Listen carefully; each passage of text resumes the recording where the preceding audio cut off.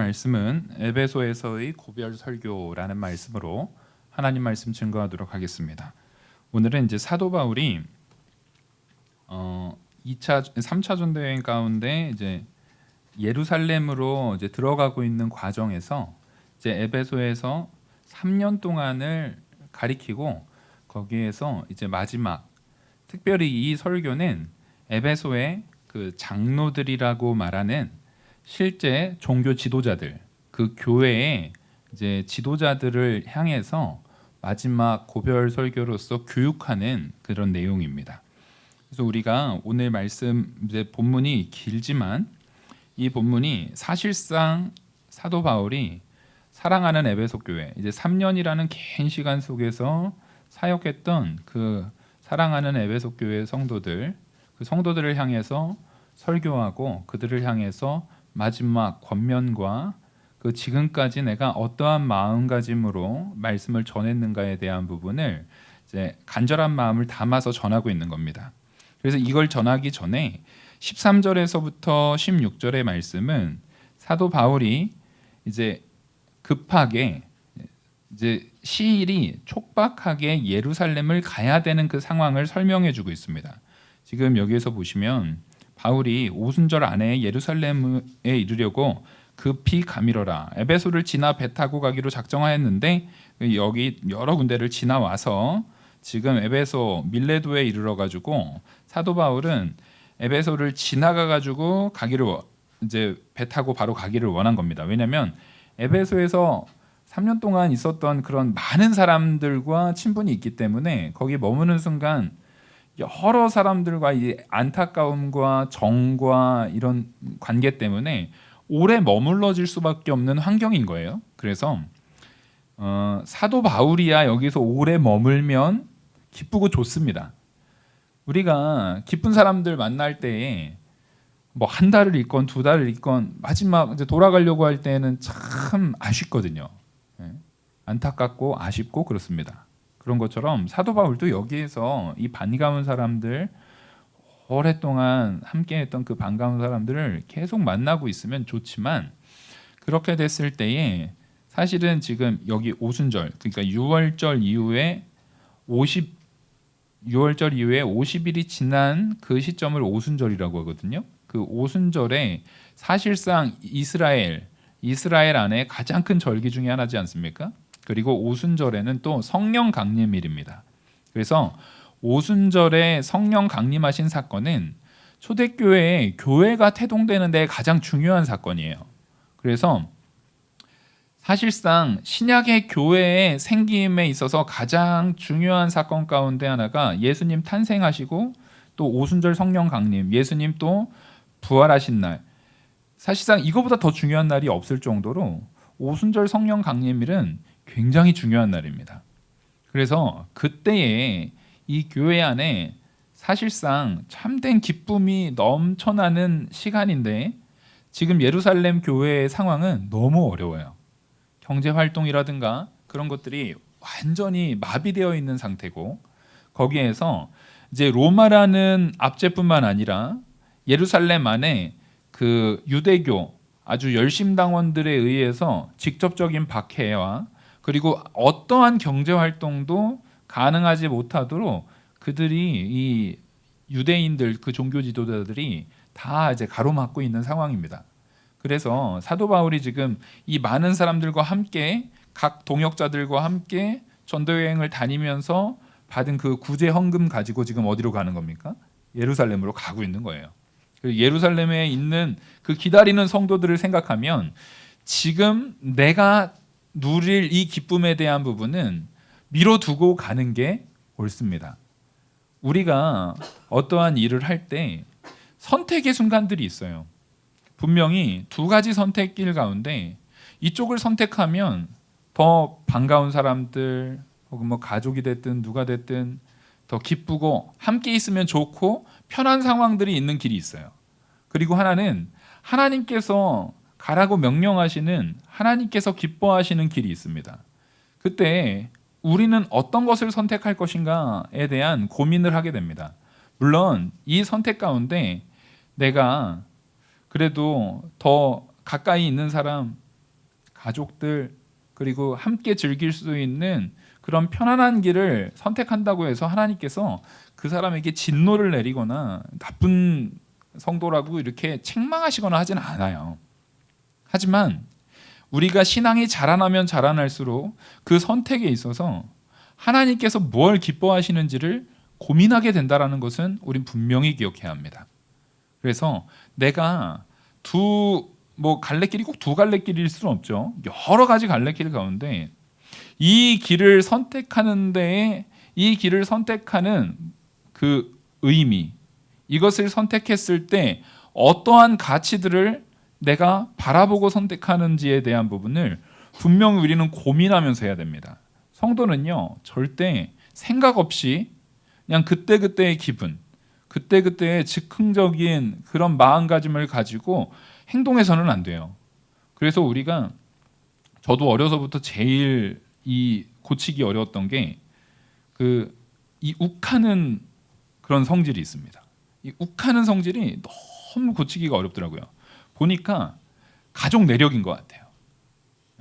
아버지도 욱하고 형들도 다 욱하고 저도 욱하고 그러니까 누나도 욱하고 하여튼 다 우국 집안이에요, 그냥. 그러니까 이게 계속 그런 부분들이 고치기가 어려운 상황 가운데 놓여져 있지만 그 순간에서도 성도는 이게 사실상 우리는 내가 욱해도, 제가 자주 말씀드리잖아요. 내가 욱해도 마음의 뒤끝은 없어. 그냥 욱한 것 자체가 나쁜 거예요. 뭐 뒤끝까지 갑니까 거기서? 뒤끝까지 생각할 게 뭐가 있어요? 이미 앞끝에서부터 벌써 못 됐는데 그 욱했는데 뒤끝까지 있으면 어떻게 해요? 진짜 나쁜 사람이죠. 그러니까 우리가 죄에 대한 부분에 있어서 자꾸만 나는 이런 사람이니까 이럴 상황 가운데에서 원래 이랬던 사람이니까 라고 성도는 변명하면 안 돼요. 하나님께서 분명히 제가 어렸을 때 젊었을 땐 다 욱합니다. 하지만 분명한 건 적어도 20대의 이재우보다는 30대의 이재우가 좀 덜 욱해야 되고요. 30대의 이재우보다는 지금 40대가 된 제가 좀 더 덜 욱해야 됩니다. 50이 되면 더 마음이 가라앉고 차분해져야 되는 거고요. 60이 되면 70이 되면 또 주님 만나기 가까워지는 순간이 됐을 때에는 지금까지의 내 인생 가운데 가장 거룩하고 가장 하나님 앞에 보시기에 예수 그리스도를 닮아 나가 있는 모습으로 우린 변화돼야 됩니다. 거기에는 어떠한 변명도 필요 없어요. 어떠한 변명이나 어떠한 이유를 갖다 붙여서도 우리가 하나님 앞에 설 때에 그것에 대한 변명은 있을 수가 없는 겁니다. 나는 평생을 이렇게 살았어. 근데 우리는 이걸 생각해야 돼요. 그 평생을 나만 살아온 것이 아니라 그 평생의 삶 속에서 누가 나와 역사하셨습니까?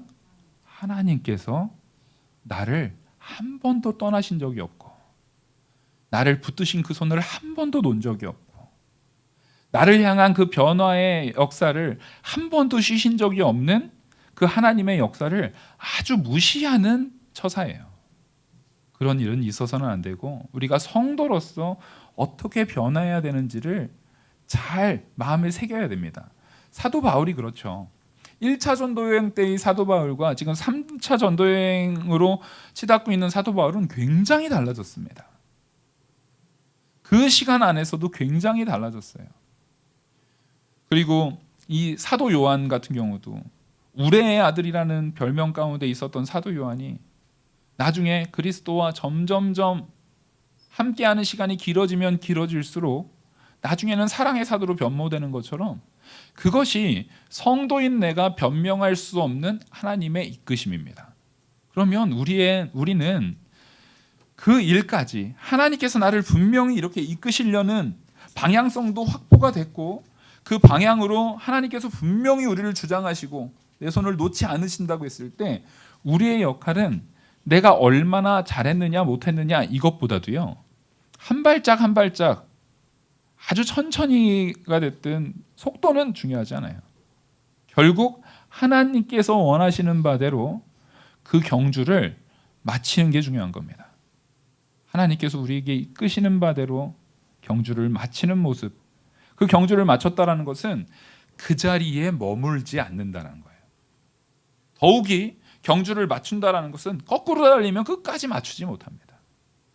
경주를 맞춘다라는 것은 하나님이 정해놓은 목표, 하나님께서 정해놓은 그 골인 그 지점까지 우리가 다리를 절면서 가든 기어서 가든 무릎 꿇고 가든 달려서 가든 어떠한 방향으로든 우리는 한 발짝 한 발짝씩이라도 변화되는 모습 속에서 나아가야 된다는 겁니다. 사도 바울은 그 일을 위해서 자기가 누릴 수 있는 많은 것들을 포기해요. 우리가 이걸 볼 때 그건 사도 바울이니까 그랬지라고 말할 수 있어요. 예, 사실상 상당 부분은 맞는 말입니다. 사도 바울은 하나님께서 특별히 세운 사람이 맞아요. 하나님께서 주신 능력이 모든 성도가 다 같다고 보지도 않습니다. 분명히 사도 바울은 하나님께서 주신 은혜가 굉장히 컸습니다. 그렇기 때문에 더 많은 역사 가운데 쓰임 받았던 것도 사실이에요. 하지만 하나님께서는 그 사도 바울만 사용하신 게 아니라 그와 함께한 많은 자들을 사용했습니다. 사도 바울이 사역하는 동안에 이름도 거론되지 않은 많은 동역자들이 있었어요. 우리는 그 중에 이름도 거론되지 않은 많은 동역자들 중에 한 명과 같은 사람일 수도 있습니다. 근데 하나님께서 그 사람을 모르시지 않는다는 거예요. 우리가 성경에 기록되지 않아서 모르는 사람이 있다 할지라도, 혹은 성경에 기록됐어도 우리 성경에 있는 인물들 대부분 다 이름 잘 모르잖아요. 하지만 누구는 잊지 않으십니까? 하나님은 잊지 않으세요. 하나님은 기억하고 계세요. 하나님은 지금 2022년도 8월에 둘째 주에 이 사당의 영화교회에서 예배하고 있는 여러분 한 명 한 명의 모습과 그 마음가짐과 그 마음에 하나님을 사랑하는 그 모든 것들을 아주 상세히, 그것도 사랑의 눈으로 바라보면서 기억하고 계시더라는 겁니다. 우리는 그 하나님을 보고 달려가는 거예요. 그러니까 우리의 시각이 목표 지점에 있어야 되지, 자꾸 뒤를 보면서 달려가니까 넘어지는 겁니다. 아, 저때 저거, 내가 저때 저기를 선택했으면 더 나았을 텐데. 세상에 그게 제일 쓸데없는 생각이잖아요. 근데 사람이 제일 많이 하는 생각 중에 하나가 과거에 대한 후회랍니다. 참 미련한데 우리 다 알아요. 어차피 돌이킬 수도 없고 과거 후회해봤자 뭐해. 내 입으로 말하면서도 마음으로는 그 말 하면서도 뭐 하고 있어요? 후회하고 있어요. 아우, 어제 밥 한 숟갈만 덜 먹을 걸, 소화 안 되네, 막 이런 거부터 해서 옛날에 내가 그 돌쇠를 만났어야 되는 건데 다른 사람 만나가지고 막 이런 거 굉장히 많죠. 내가 그때 시험 밀려 쓰지만 않았어도, 내가 그때 정말 공부 조금만 더 했어도, 어디를 선택했어서 어느 직장을 다녔어야 되는, 내가 그때 거의 퇴사하지 말았어야 되는데, 한도 끝도 없어요. 한도 끝도 없어요. 그 얘기는 사람은 내가 지금 가지고 있는 환경에 대해서 만족을 못해요. 만족을 못해요. 한국 사람이 가장 후회하는, 그러니까 제 세대의 한국 사람이 가장 후회하는 때가 대부분 다 그 고등학교 때랍니다. 고3 수능 막 요때가 제일 후회가 크대요. 제가 볼 적에는 딱 그때가 후회가 많다라기보다는 그때의 그 시험 하나, 학교를 어디 가느냐, 그거에 따라서 이후의 삶이 제 세대 때는 좀 많이 변한 세대였거든요. 그래서 그런 경향이 많은 것 같아요.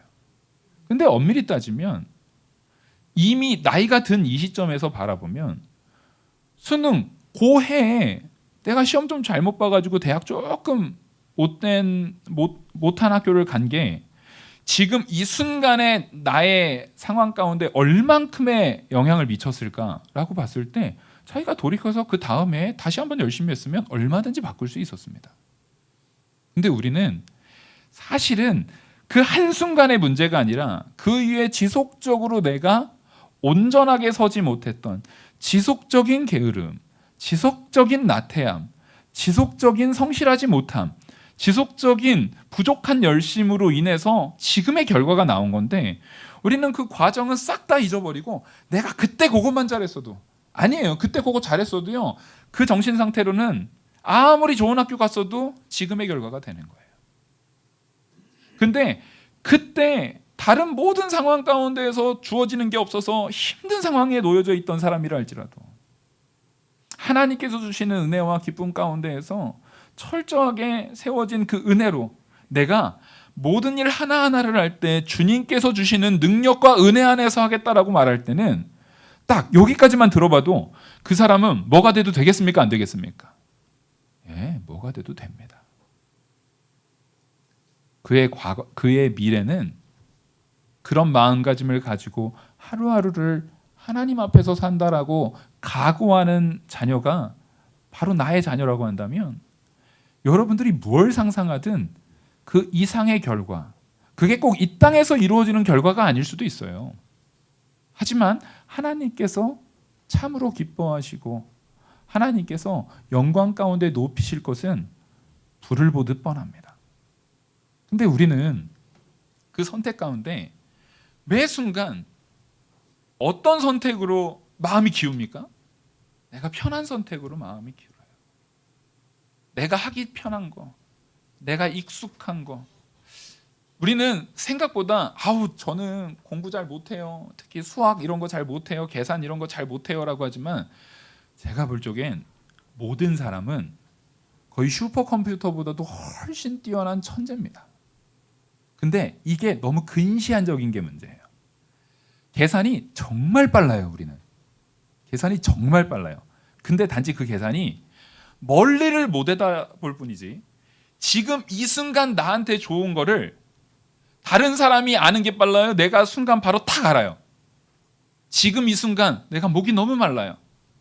그럼 지금 이 순간 내가 물을 먹어야겠다. 이런 거 누가 가르쳐주지 않아도요, 정말 빨리 계산합니다. 지금 둘 사람, 말 그대로 첫인상이 왜 중요하냐? 결혼할 때도 그래요. 어떤 사람을 만날 때, 이성을 만날 때도 양쪽에서 두 사람이 이렇게 딱 들어온답니다. 그러면 3초 걸린대요. 더 마음에 드는 사람 결정하는데. 엄청난 속도예요. 엄청난 속도예요.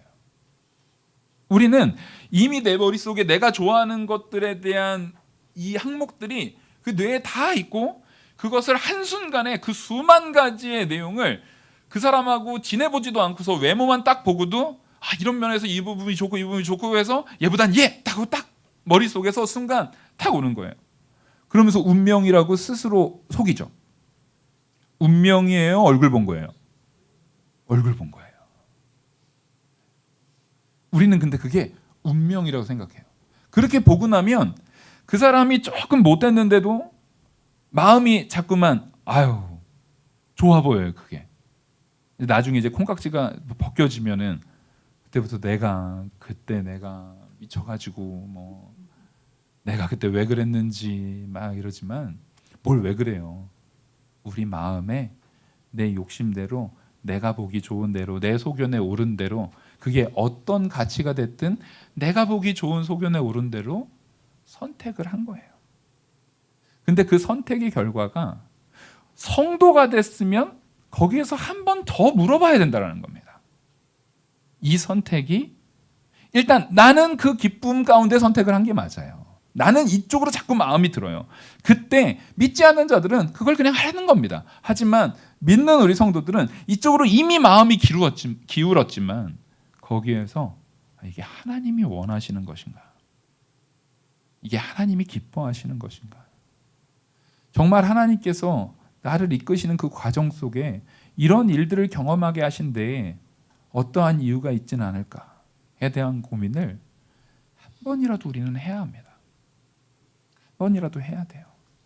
그리고 그 고민의 답은 절대로 자기에게 맡기지 마시고 말씀에서 찾아야 돼요.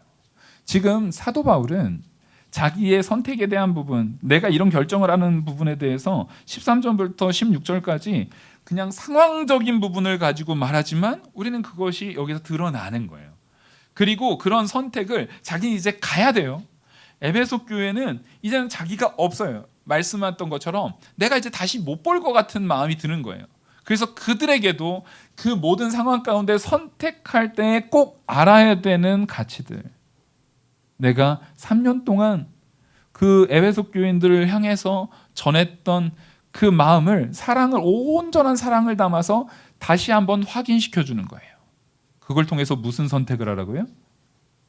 좋은 선택. 자, 뭐가 좋은 선택입니까? 하나님 뜻에 합당한 선택. 하나님이 기뻐하는 선택을 하라는 겁니다. 그래서 17절부터 보시면 바울이 이 밀레도에서 사람을 에베소로 보내가지고 그 에베소 교회 장로들을 청합니다. 밀레도로 청한 거예요.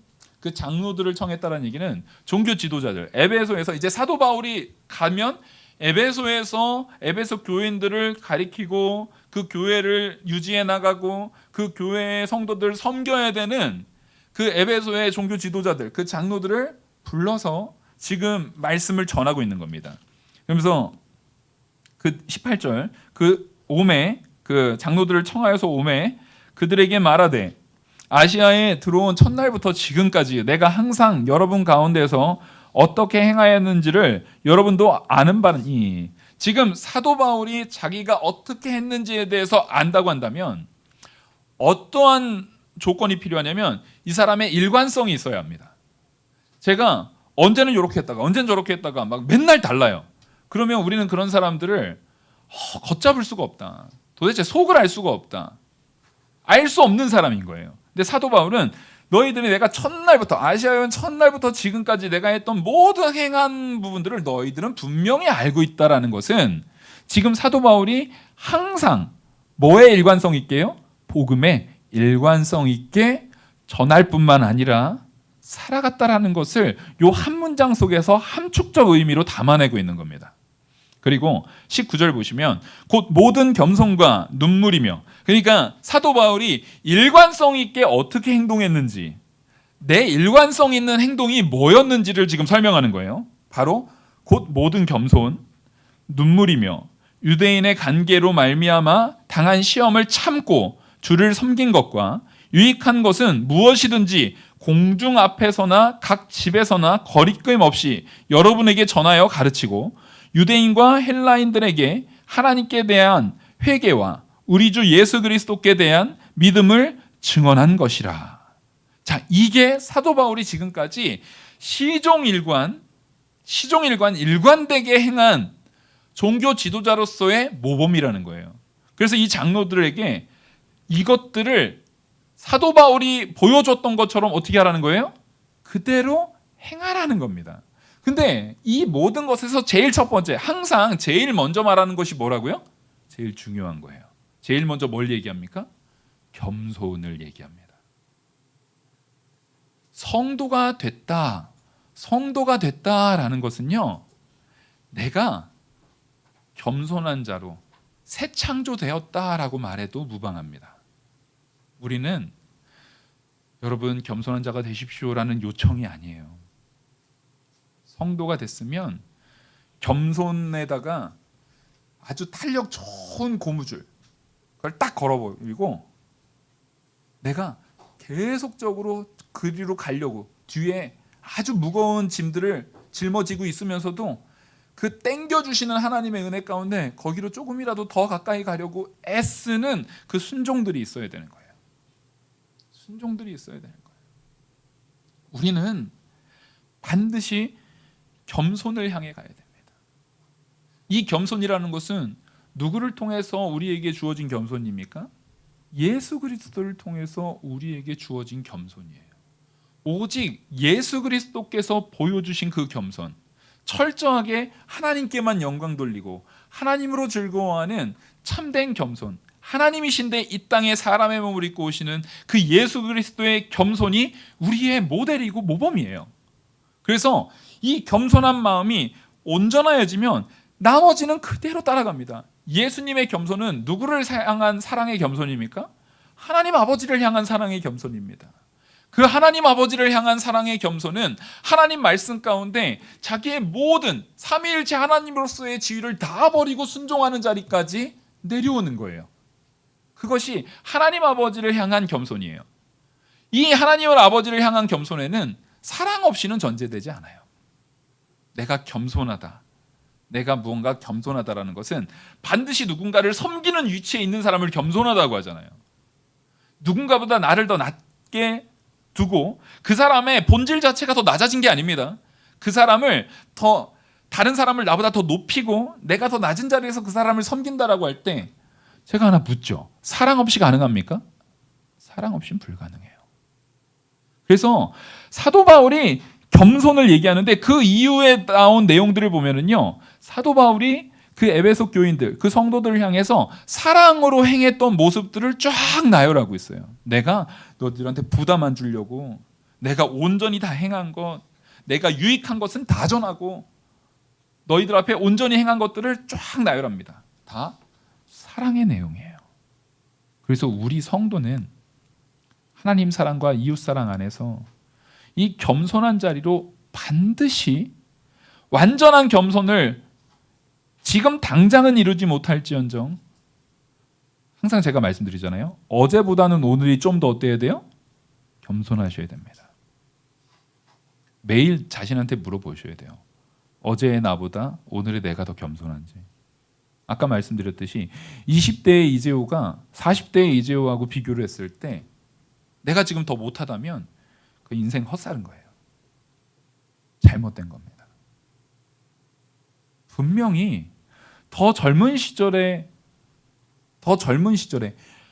이 육신적으로 생물학적으로 더 젊은 시절의 이재호보다 더 늙은 나이가 더 든 이재호는 외모적으로는 부족할 수 있어도, 외모적으로는 더 나이가 들었을 수 있어도, 영적으로는 오늘 제가 그래서 오전 찬양할 때 다 젊은이 찬양 불렀잖아요. 우리는 하나님 앞에 젊은이입니까 아닙니까? 젊은이가 되셔야 돼요. 철저한 젊은이가 되셔야 돼요. 더 나아가서는 제가 그런 말씀 많이 들었잖아요. 젊은이 정도가 아니라 우리는 아이예요. 아이. 하나님 앞에 아이와 같은 자들이에요. 그렇게 겸손하게 서는 우리가 돼야 됩니다. 그때 하나님께서 이제 사도 바울이 말하기를 22절 보라 이제 나는 성령에 매여 예루살렘으로 가는데 거기서 무슨 일을 당할지 알지 못하노라. 지금 사도 바울이 이런 말을 전하는 이유가 내가 이젠 여기를 떠나야 되기 때문이다라는 걸 말하는 거예요. 이게 고별 설교라는 것을 지금 말하고 있는 겁니다. 근데 성령께서 나를 예루살렘으로 가게 하는데 알고 가요? 모르고 가요? 가서 어떤 일을 당할지 모르겠다라는 거예요. 지금 사도 바울은 예루살렘에 점점 가까워지면 가까워질수록 사도 바울을 죽이기로 작정한 그 열심당원들에 의해서 죽을 가능성이 어떻게 되는 거예요? 점점 높아집니다. 점점 위험해지는 거예요. 근데도 사도 바울은 그리로 갑니다. 그러면서 오직 성령이 각 성에서 내게 증언하여 결박과 환난이 나를 기다린다 하시나. 자, 아니 분명히 양쪽 길 중에 에베소에 머무는 것과 예루살렘으로 가는 길, 하나님께서 인도해서 계속 그 길을 가야 되는, 다름질해야 되는 그 길 가운데 성령께서 야, 너 내 말 순종해. 그러면 형통하고 잘 될 거야가 아니라 가면 어떻게 된다고요? 환난이 기다려요. 또 어려움, 결박과 환난이 나를 기다린다라고 지금 말하고 있어요. 예.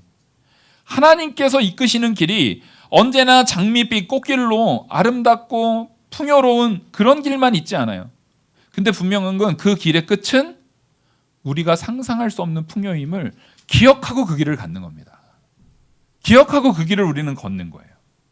그래서 사도 바울은 이 길에 있어서 분명히 거기가 결박과 환난이 있는 길이라는 것을 알고 가는 거예요. 알고 가는 겁니다. 여러분들이 성도가 된다라고 했을 때 이미 성도시잖아요. 그러면 내가 그냥 성도 말고요, 좋은 성도가 되겠다라는 결심을 오늘 이 순간 하시기 바랍니다. 아멘? 나쁜 성도 되실 거예요? 좋은 성도가 되셔야 돼요. 장담하건대 좋은 성도가 되시는 길은 결박과 환난이 있는 길입니다. 정신적으로 많이 피폐해질 거예요. 어려움이 있을 겁니다. 지금 생각해보면 확실히 제가 제일 신앙생활 가운데 즐겁고 행복했던 때는 주일학생일 때가 분명해요. 주일학교 때가 제일 즐거웠어요. 정말 그때 그 기쁨들이 굉장히 풍성했어요. 하지만 하나님과 제일 가까운 건 그때보다 훨씬 힘든 지금입니다. 여러분, 나의 마음의 평안함과 즐거움과 기쁨, 내 상황의 평안함과 즐거움과 기쁨이 하나님과 가까워지는 것과 전혀 완전히 일치한다라고 보시면 안 돼요. 나의 인생이 비루하고 어렵고 혼란하고 혼탁하고 힘든 상황 가운데 놓여지는 그 순간이 하나님과 제일 가까워지는 때가 훨씬 많습니다. 과거에 훌륭한 신학자들, 그런 작품들을 남기신 분들도 최고의 작품들은 그 사람이 인생 가운데 가장 힘들었던 순간에 나온 경우가 너무나 많아요. 왜 그렇겠습니까? 우리는요, 평안하면은 기도하는 사람들이 아니에요. 평안함이 우리의 영에 그렇게 좋은 약이 되지 않는 경우가 훨씬 많아요. 물론 진짜 훌륭한 욥 같은 사람들은 평안한 가운데에서도 하나님이 뭐라 말할 수 없을 정도로 온전하게 순종을 하니까 그 평안한 가운데서도 더 큰 평화를 주시죠. 예, 저는 마땅히 저와 우리 영화교회 모든 성도님들이 그 정도 수준의 신앙생활을 하기를 온전히 소망합니다. 근데 그게 쉽지는 않아요. 그래서 두 가지 선택, 욥처럼 내가 원하는 거나 하나님의 뜻이나 같은 길이면 제일 좋겠지만 이것이 갈라질 때는 사도 바울과 같이 그게 고난의 길이라도, 그게 결박의 길이라도 그 길을 선택하셔야 된다는 거예요. 그러니까 사도 바울에게 있어서 목적은 어디가 효율적으로 더 나아? 여기가 좋아, 여기가 좋아가 아닙니다. 경주를 누가 정해놓은 트랙 위에요? 하나님이 정해놓으신 그 트랙 위를 완주하는 게 목적인 거예요. 그래서 그 뒤에 24절, 내가 달려갈 길과 주께서 받은 주 예수께 받은 사명 곧 하나님의 은혜의 복음을 증언하는 이 일을 마치려 하면은 나의 생명조차 조금도 귀한 것으로 여기지 아니하노니 보라 내가 여러분 중에 왕래하며 하나님의 나라를 전파하였으나 이제는 여러분이 다 내 얼굴을 다시 보지 못할 줄 아노라. 그러므로 오늘 여러분에게 증언하거니와 모든 사람의 피에 대하여 내가 깨끗하니 이는 내가 꺼리지 않고 하나님의 뜻을 다 여러분에게 전하였음이라. 여러분은 자기를 위하여 또는 온 양떼를 위하여 삼가라. 성령이 그들 가운데 여러분을 감독자로 삼고 하나님이 자기 피로 사신 교회를 보살피게 하셨느니라. 사도 바울이 왜 목적이 자기가 편한 것이 아니라 경주를 완주하는 거, 하나님이 정해놓으신 그 트랙을 내가 완전히 끝까지 다 달려가는 거에 목적을 왜 두었는가? 내가 그래서 너희들한테 조금도 빠짐없이 내가 아는 모든 것들을 온전히 전한 이유가 무엇인가? 그것은 내가 증거하고 내가 섬겨야 되고 내가 항상 위에서 힘써 섬기는 자리가 교회이기 때문에 그래요. 그 교회는 누구의 피로 세우신 교회래요? 하나님의 피로. 이게 굉장히 중요한 표현이거든요. 신약 성경에서 우리가 누구의 피로 하면은 딱 대번에 머릿속에 떠오르는 것은 하나님의 피입니까? 예수님의 피입니까? 예수님의 피잖아요. 맞아요. 이거 되게 어색하지 않으세요? 하나님의 피라는 것은 신약에서 사실상 이게 처음 거론돼요. 그래서 어떤 데는 이거를 주님의 피라고 번역을 하고 있어요. 다른 사본에서는. 근데 여기에서 그 많은 사본 가운데 하나님의 피로서 이것을 가져왔어요. 성경에다가 이것을 기록했어요. 왜요? 지금 이거는 바로 이 교회를 세우신 게 하나님이신 예수 그리스도. 정말 만왕의 창조주, 그 모든 이의 가장 높은 이름이신 예수 그리스도의 피로, 하나님의 피로 세운 교회이기 때문에 그 교회를 세우는 일에 있어서 조금도 부족함이 있어서는 안 돼요. 조금도 부족함이 있어서는 안 돼요. 사도 바울은 그러니까 이게 경외함으로 섬겼다는 겁니다. 내가 너희들 불쌍해서 해줬다. 내가 너희들 안타까워서 이렇게 해줬다. 내가 너희들 참 그러니까 이 비루한 모습들이 불쌍해서 내가 이렇게 전했다? 전혀 아닙니다.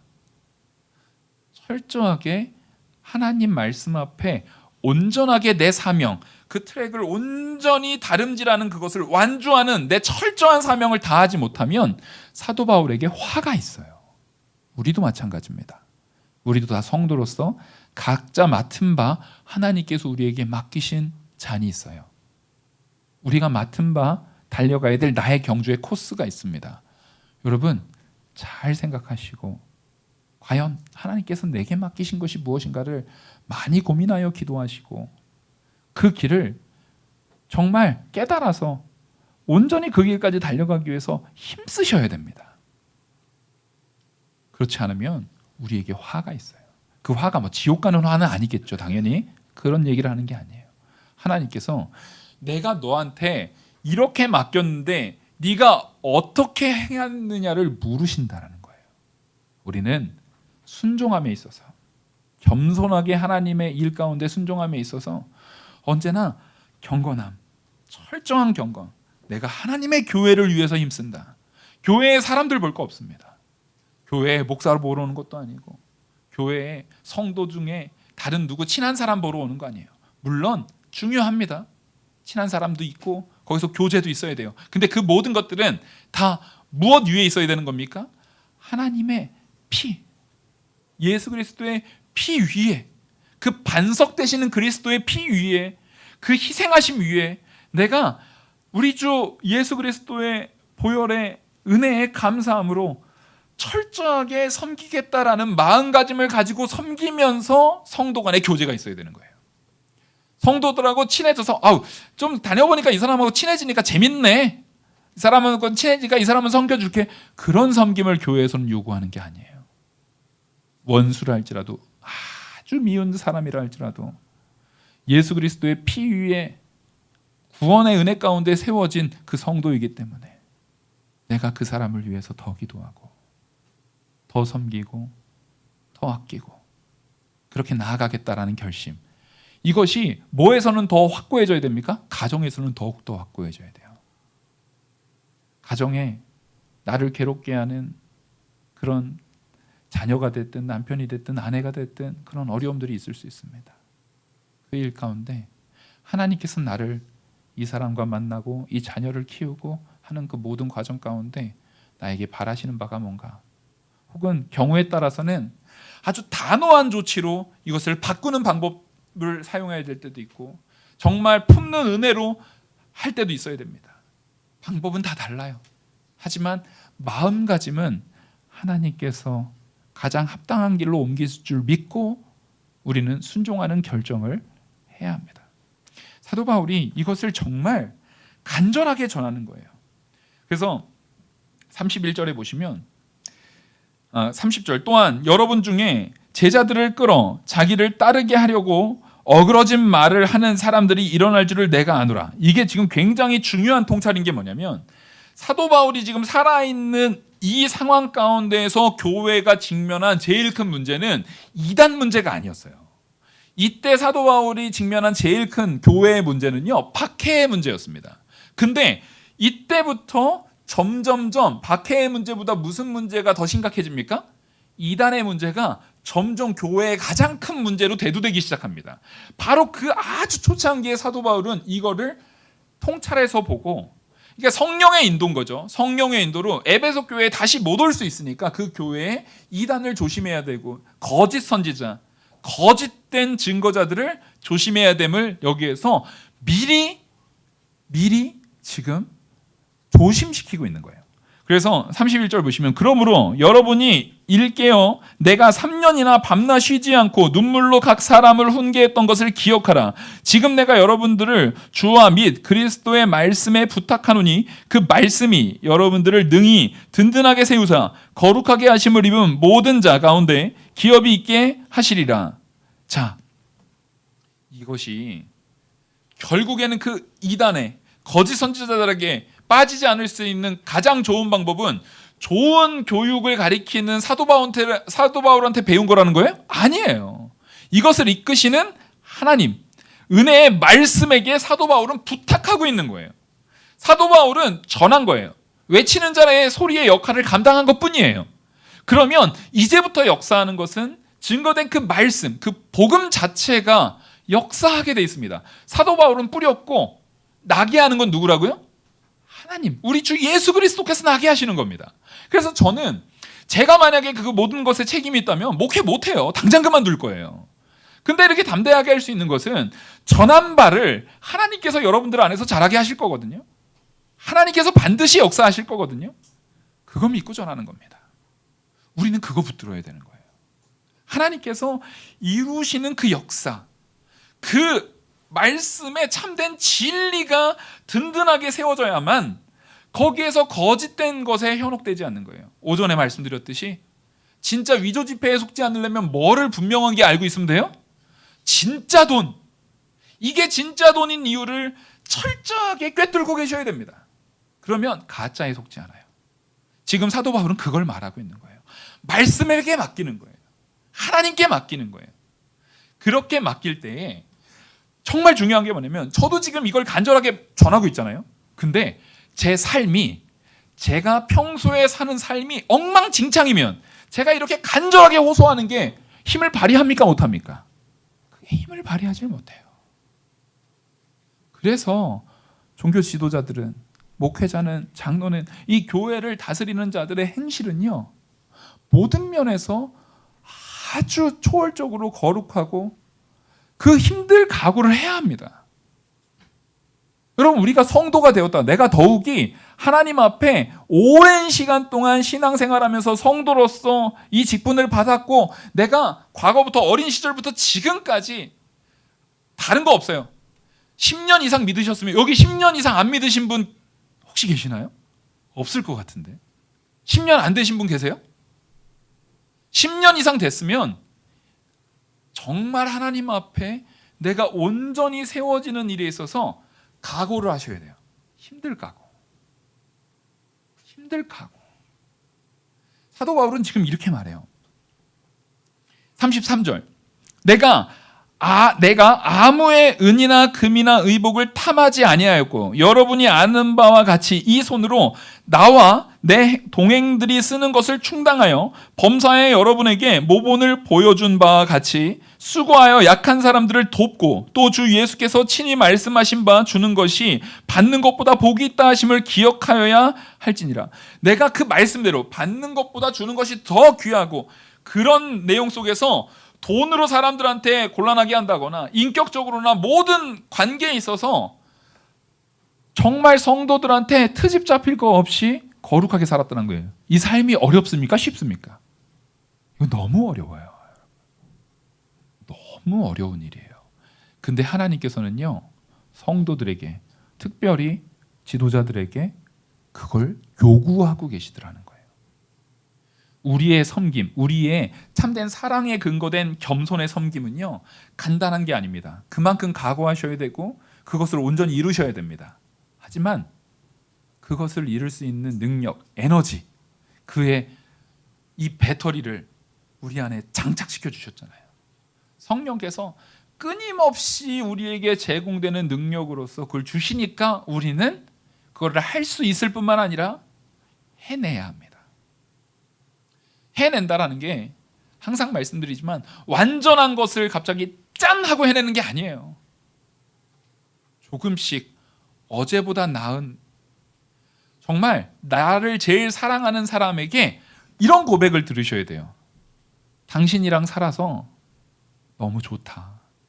그리고 당신이랑 살아서 너무 행복하고 당신이 과거보다 지금이 더 좋다. 점점 더 나아지는 사람으로, 점점 더 나아지는 모습으로, 점점 더 성숙해지는 모습으로 같이 자라나는 것이 너무 좋다. 그 말을 듣는 게 성도가 누릴 수 있는 가장 복된 일입니다. 근데 이거 꼭 집에서 자기 남편이나 아내한테만 들을 게 아니라 교회 안에서 들으셔야 돼요. 제가 목회자인데 내 인생에 제일 후회되는 게 담임 목사 이재호 목사 만난 거예요. 이러면 이게 얼마나 비참합니까? 정말 씻을 수 없는 하나님 앞에 들을 책망이에요. 우리는 내가 정말 저 사람에게 유익이 되고 그 사람에게 말 그대로 도움과 그 거룩함으로 이끄는 교훈이 되는 사람인가? 그것을 항상 고민하면서 그 범주를 점점 넓히셔야 돼요. 시작은 가족에서 하십시오. 하지만 그 넓힘은 자꾸만 교회로 뻗어나가고 직장으로 뻗어나가고 내 관계 속으로 뻗어나가셔야 됩니다. 사도 바울은 지금 그걸 말하는 거예요. 그때 이 사람들이 이 사도 바울의 마지막 고별 설교를 할 때에 36절 제가 읽어드리겠습니다. 이 말을 한 후 무릎을 꿇고 모든 사람들과 함께 기도하니 다 크게 울며 바울의 목을 안고 입 맞추고 다시 그 얼굴을 보지 못하리라 한 말로 말미암아 더욱 근심하고 배에까지 그를 전송하니라. 지금 이 안타까운 말을 사랑으로 담아냈기 때문에 그 성도들이, 여러분, 진심은 통합니다. 어떤 사람이요, 굉장히 오랫동안 누군가를 속이지 못해요. 관계에 있어서 누군가를 속인다라는 것은 한계가 있습니다. 더욱이 영적인 관계에 있어서는요, 훨씬 더 그래요. 근데 이 진심을 가지고 나아갈 때 사도 바울이 모두를 함께 끌어안고 무릎 꿇고 기도하는 거, 저는 이게 제일 중요하다고 생각합니다. 제가 제일 기쁠 때가요, 주일 오전에 설교하고 나서 여러분들을 향해서 축도해 줄 때가 제일 기쁩니다. 저는 그게 너무 좋아요. 그러니까 제가 여러분들한테 이러고 있으니까 뭔가 좀 되나 싶어서 좋아하는 게 아니에요. 근데 제가 목회자가 안 됐으면 여러분들한테 축도할 수 있는 이 은혜, 권한이 저한테 없잖아요. 근데 그게 왜 좋냐면, 내가 무엇이간데 하나님께서 이 귀한 하나님의 택한 백성들을 향해서 하나님의 복을 온전히 하나님께 맡겨지는, 어차피 제가 여러분들한테 복 줄 수 있는 능력이 없거든요. 근데 그 하나님께서 주시는 복을 제가 여러분들한테 선언해 드릴 수 있는 거잖아요. 너무나 큰 은혜입니다. 근데 이게 축도만 되는 게 아니에요. 저에게 이 축도와 같은 똑같은 감정을 제가 받을 수 있게, 그 기쁨, 내가 그걸 받았다, 야, 이거 내가 큰 은혜의 기도를 받았다라고 처음 저에게 그런 감정을 주신 분은 할머니예요.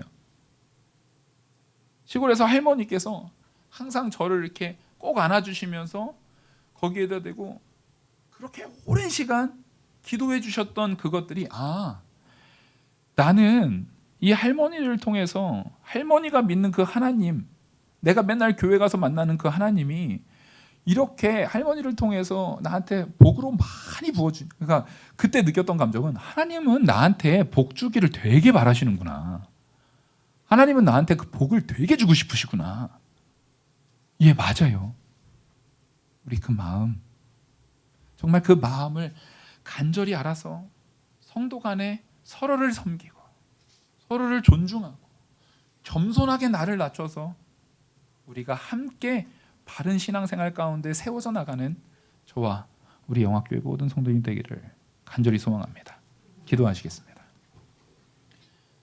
은혜와 사랑이 많으신 하나님 아버지, 하나님께서 주시는 이 복, 이 은혜, 이 능력이 사도 바울에게서 에베소의 장로들에게 또한 성도들에게 전해졌던 것처럼 이 사도 바울의 설교가 오늘 이 시간 저와 우리 영학교회 모든 성도님들에게도 온전히 전해지고 새겨지게 은혜 내려 주시옵소서.